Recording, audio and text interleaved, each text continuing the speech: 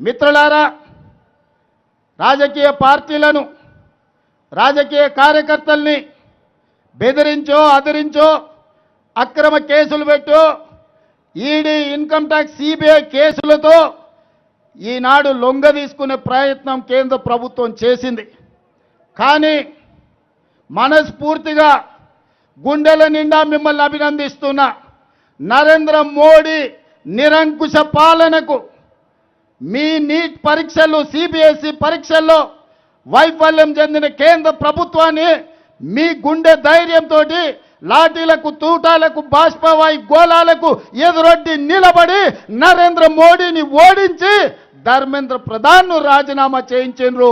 మనస్ఫూర్తిగా ఈ యువ తరానికి ఈరోజు నేను అభినందనలు తెలియజేస్తున్నా.